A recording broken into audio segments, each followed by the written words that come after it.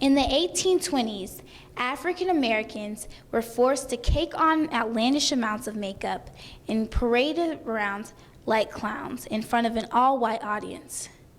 These were called minstrel shows. Their purpose was to belittle the idea of what African Americans were, as well as suggest a lack of talent. In the 1790s, Sarah Bartman, also known as the Hottentot Venus, was paraded around naked in front of another all-white audience. This time, the purpose was to belittle her purpose and animalize her features. In the 2000s, Gucci Mane stood in front of an integrated audience this time, saying, "Treat her like a dog, feed her like a dog, beat her like a dog, then pass her to my dog." This time, in order to, what? I don't know. Joining him is lyricist Tyga, who states, "Rack City bleep." What? Play that back? Rack City bleep. He must not be talking to me. Then there's the oh-so-smooth lyricist, Miguel, saying, "I don't want to be loved, I don't want to be loved, I just want a quickie, not me." Is this really what we want to embody? It's like the music flows in on the segue of the beat and then impregnates itself into our minds with cognitive dissonance.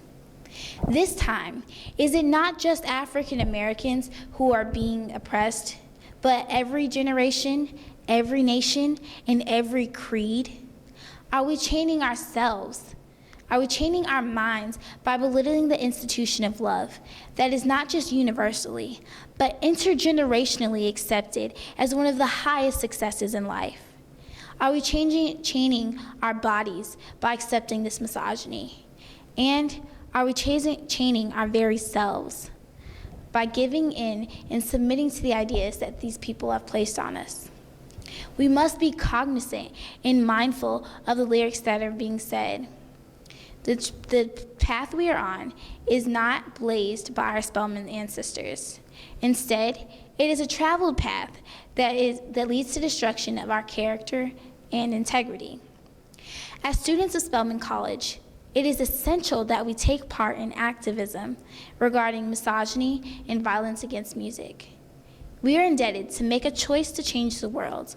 And sometimes that change needs to start with a ripple effect at home and work its way out to the masses. A few activists would like to speak on this. I think mostly songs that have like really sexually violent, explicit language in them, and that doesn't necessarily mean like all ratchet music is bad per se, but there is a difference between, I don't know, a song that's talking about turning up and a song that's talking about busting somebody's vagina open. So I think a big problem too on this campus is that a lot of people think that these songs are played and they don't really make a difference and they actually don't have anything to do with the students. But I feel like if you have a vagina that can be busted open, then people in the songs are talking about you. And so I think we need to be concerned about ourselves, and if not even ourselves, then at least our sisters. You wouldn't know that it's misogynistic on, your first listen, but it comes through educating all of us and us raising our consciousness and kind of letting go this allegiance to artists and corporations who really don't care about us. So yeah, there are particular songs such as those. Spelman College now has a DJ contract to refute the misogynistic music. DJs must register, sign a proposal, submit, go to a DJ orientation, as well as submit a playlist of what they intend to play. This is great for Spelman College, but what about the rest of the world?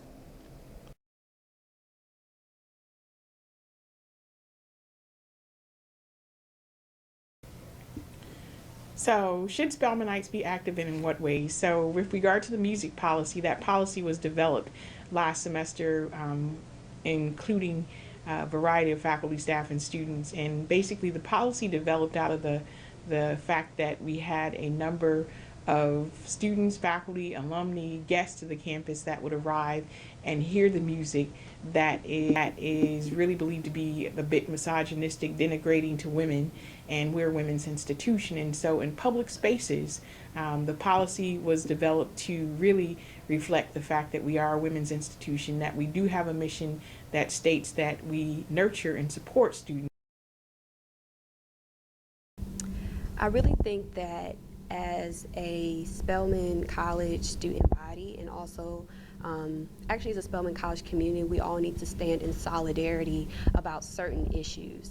And I do not understand why people do not see the urgency or the issue with having music that degrades women, objectifies women, and that is violent against women on an all-women's campus, especially a Black women's campus, because of the history of the violence that we have had throughout our journey. So I think that if people do not take a stance, they will be standing on, I guess you could say, the wrong side of history, which is allowing things that degrade us as a people to be allowed in our space. And just kind of like Beverly Guy-Shefta always says, like, it's very difficult to teach women how to be feminists when you live in an anti-feminist environment like we do. So I think if students don't stand up for basically themselves, then we'll all just fall. If people don't take a stance on, you know, something as, or what would seem a small issue as the music, 10 years from now they'll say we never cared. You know, we'll hear songs like, you know, popping a Molly, putting in her champagne, having sex with her and she didn't even know it. You know, we'll go back and say, well, why didn't people care enough to say anything about it? We were experiencing those same type of like violent reactions from everyone else. And so I think that when those types of things happen, people have to be willing to understand, willing to let all that they are comfortable with, be willing to kind of relax those and understand how we can decolonize ourselves and our spirits and our minds to quite really understand what is it exactly that we are internalizing, and why is it that we really can't see the problems with what we're being fed. So I think it comes with listening to each other, sharing our testimonies and stories with each other. I think that's like a really big part of activism. All of these ideas and more are possible. Let's think of this in different terms. Let's think of misogyny as cancer. Cancer is caused when a cell malfunctions, causing it to exponentially reproduce itself and cause danger. Misogyny is like this cancer. It exponentially reproduces the memes of our mind and then penetrates the way that we think. My only question is, how do we cure it? I think that people should definitely try to participate in events that raise consciousness, and also participate and actually do exploring on their own about why music is such a controversial issue, especially degrading music in the Black community and also on our campus in general. I think people should be active in, I guess, a lot of different ways. Like, not everybody is really, I guess, a really vocal freedom fighter, like I guess the women behind me. Like, not everybody really wants to be on the forefront, but I do think that students should definitely, even if it's just, I guess, like retweeting something that is inspiring, or like retweeting something that maybe someone said against, I don't know, misogyny in music or something. Like, maybe they don't have to make the tweet, but at least supporting it, because I think a lot of people want to support things, but they just remain silent on like an issue because they're worried about what people are going to say or think or whatever. But just like Audre Lorde says, she says, you know, your silence will not protect you. So my job is to support students as they are engaging in active behaviors to bring about change. Activism, I believe, is extremely important. It's one of the reasons why I am in higher education administration. My job is to facilitate students knowing the resources, the policies, the practices, understanding the structures, the governance of an institution. And so when I see students actively engaging on campus, I think that is obviously very powerful.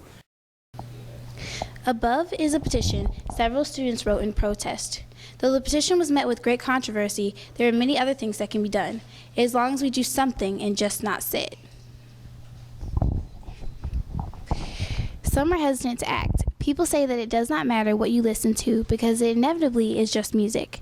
Just music caused the petitioning Spelmanites, the women just shown, to be called many gruesome names and several other inappropriate slurs. Those phrases are not just innate. They derive from some position or negative source. Perhaps they are being socialized by their beloved music, which states and promotes sex and violence. Perhaps it has drifted so deeply in their minds that subconsciously it navigates the way that they respond to others, and they don't even know it.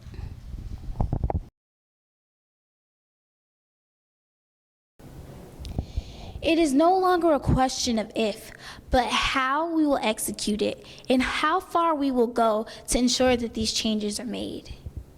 We used to be an institution that would protest, walk, petition, anything we needed to do to ensure that the change was made. Now, we objectify ourselves. We give in to these ideas of misogyny, and we give in to these men who embody the ideas that are said. The words are like an oral instruction manual for our abuse that we let resonate into our bodies, into our psyche. What would they think? What would they do knowing that all of their hard work was in vain? And really, what will we do now? As women of Spelman College, we must make the activist pursuits. It is now our time to make the choice to change the world.